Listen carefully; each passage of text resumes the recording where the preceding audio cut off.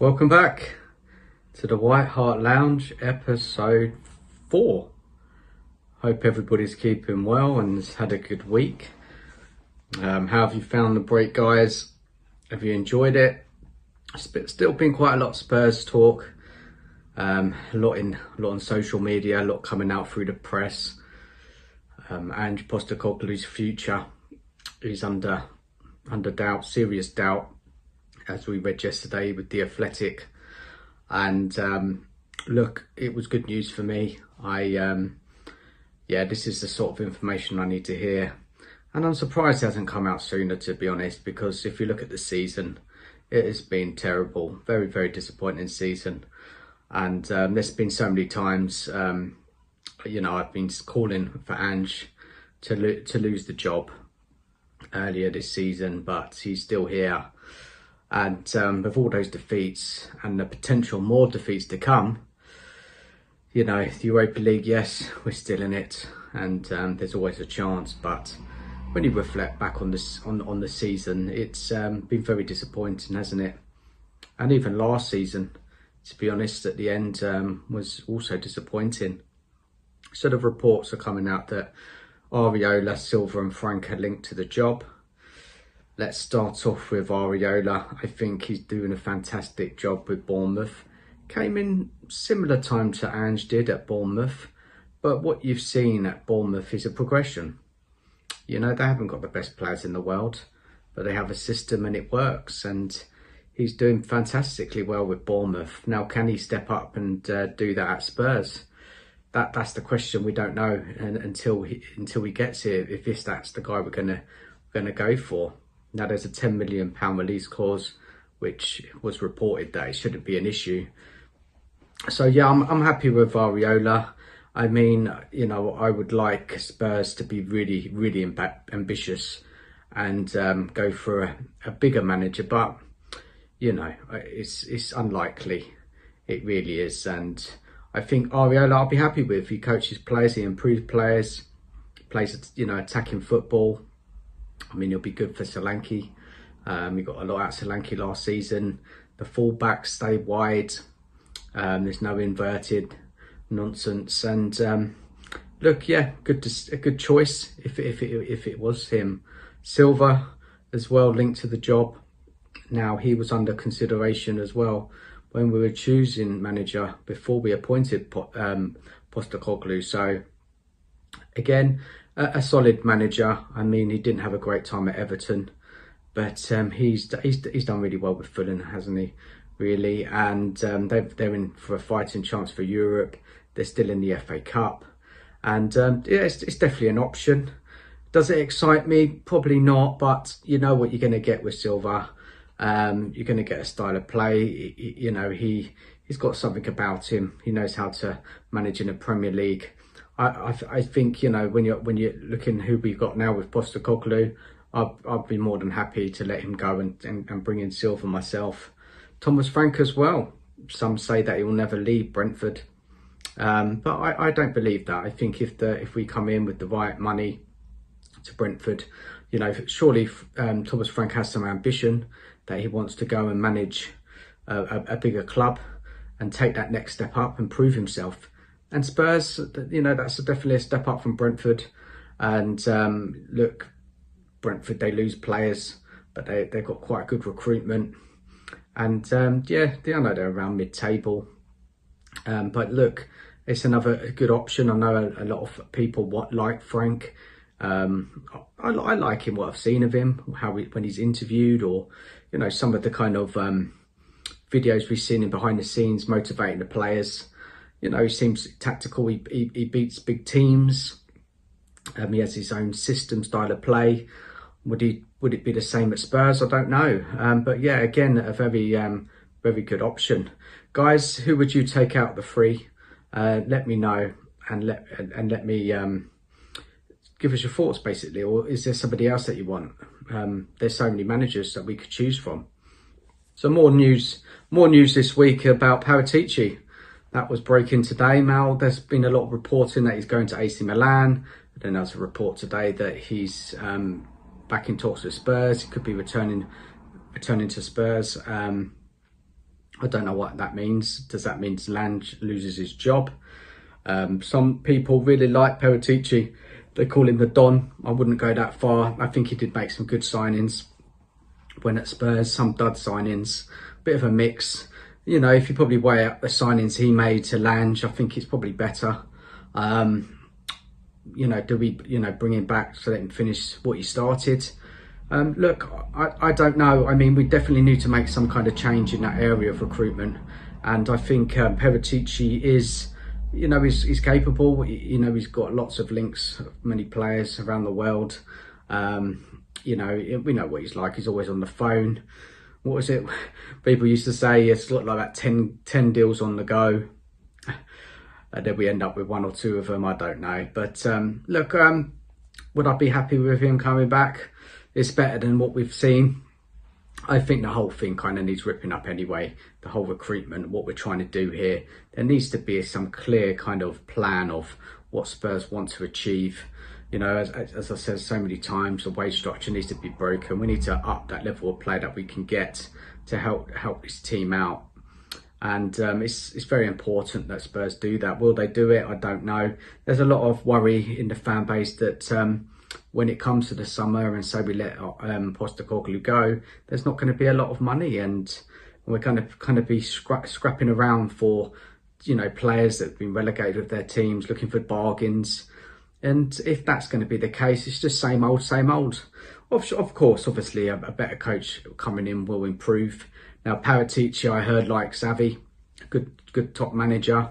You know, I'd be more than happy for him to come in as well, as long as the recruitment is what he wants, Xavi wants. You know, it's got to be a very particular type of player so he can play his system. And there'll be a lot of players that will need to be moved on. So, look, Xavi, do you like him? Is that an option for you? Let us know. Leave us your comments. And again, are you happy with Paratici coming back, or would you want somebody else? Do you even believe in these rumours? There's a lot of we don't know. We don't know the source. We don't know if it's 100% true. You know, it's kind of mixed messages out there online. So, look, we'll see. We'll see. The summer's not far away, so we'll see what happens. Obviously, another thing this week is Romero. He's been linked for a move away to Atletico Madrid, which, when I think about it, playing under their manager Simone, I think, you know, that's a very good matchup. You know, Diego Simeone will, you know, he's a defensive specialist. He will get the most out of Romero. You know what Romero's like. He at times, you know, he's dogged. He goes in hard. He's aggressive.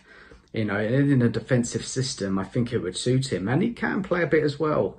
And I just think that manager will really get the most out of Romero.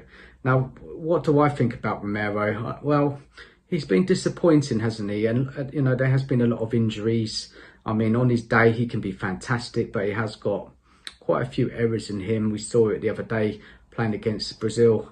He's not a perfect defender by all means, but on his day, as I said, he can really be a fantastic defender for Spurs. I mean, if the right price came in, it'd have to be the right price. You know, around 70 million, I would probably let him go. But again, you know, watching him under Ange, I don't think Ange helps him. I don't think he has improved at all under Ange, because we all know Ange doesn't put a lot into defending. Does he really? This is the problem. So you know, the whole problem with Ange, you know, there's nothing goes into the defence. You know, we're just so open, and he just leaves the centre backs to cover all that space. And yeah, I don't know what will happen with that one. It depends what manager comes in. If they want to keep Romero, depends if the right price comes in. We will see, guys. Would you keep Romero, or would you want to see him under a different manager to see if we can get the best out of him? He's a World Cup winner. He has a lot of qualities, and look, I don't know, guys. It's one of those, isn't it? We'll have to wait and see. But just going back a bit on Ange, and you know why it hasn't worked. You know, I just think, you know, the biggest thing with Ange is his failing to adapt. You know, for me, this is the problem. Failing to adapt as a manager is not good. you know, a lot of managers these days, they like to stick to their system and style of play, but we just haven't got the players to do it. And even if we had better players, I still think this system would get exposed time and time again. It just doesn't work. It's been found out. And you just think about it, the amount of chances that we concede throughout the season. And it all comes back down to Ange failing to adapt when we had all those injuries. He should have changed it up massively to try and get us more results in that difficult period, but he didn't. He stuck to the same way of playing. The defeats kept coming. And it's just like, you know, you've got to be adaptable as a manager. You have to. You've got to defend well, attack well. And Postecoglou, to me, is just too stubborn. It doesn't make sense. Like, you know, he's just... And even we saw Jed Sprent's interview, which I will get back onto, I'll get to in a minute, that he says that the players need to follow that system and don't vary from that system. And look, it just says it all, doesn't it, really? You know, look at the performances, look at some of the players, how they've regressed. So many issues with Ange, isn't there? So many issues. So yeah, going on to the Spence interview, guys. What did you make of it? You know, he was sitting there with Rio Ferdinand with his sunshades on, like, coming across like a very cool guy, a confident guy, you know, a guy who believes in himself. And, you know, that was good to see. There's not many interviews we see like that with Premiership players. And look, yeah, I enjoyed the interview. I thought it was really good. You know, and, you know, all the kind of... or what do you want to call it, you know, he hasn't really got going at Spurs, had to go on a couple of loans. Conte didn't believe in him, Ange didn't believe in him. Now he's got the chance, and a lot of people think he's doing really well, even playing out of position. He backs himself. You know, he clearly says in that video that you know, he can defend and can attack, and he wants to get into the England squad. He's happy that he's proved a few wrong. He kind of admitted that he went in and it was a bit quiet, you know, going into a big club like Spurs. He kind of said that, you know, he should have spoke up more, and he started to do that now. And good for him, man. You know, it's been one of the kind of only small shining lights this season, Spence. And yeah, we'll see his progression for the rest of the season, and hopefully under a new manager. And definitely he's got something about him, Spence. Rio Ferdinand clearly rated him, you know, really praised him. There was something like Spence has got a lot of take-ons compared to many other players in the Premier League, and you need that in this day and age. You need players to be able to take players on, create havoc, do something different.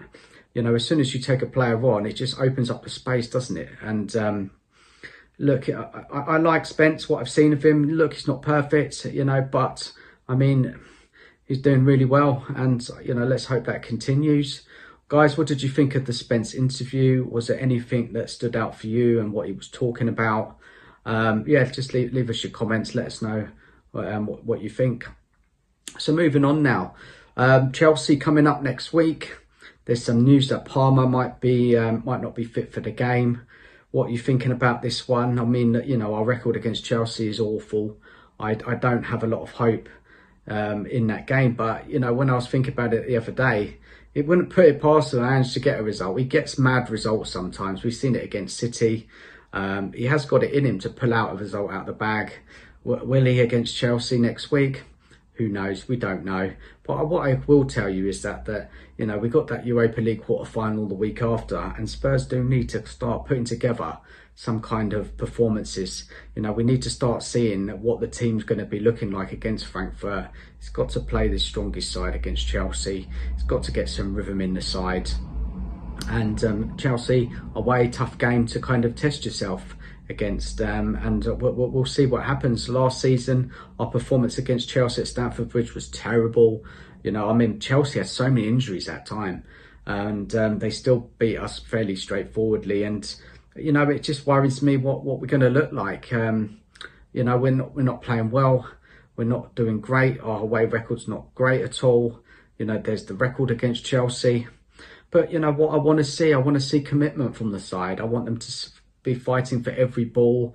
I want to see some passion. It's a London derby, and I don't want another derby defeat. Would you take a draw? Yeah, probably would. But I'm really just looking at performance levels from these players and their commitment to the cause, and do they care?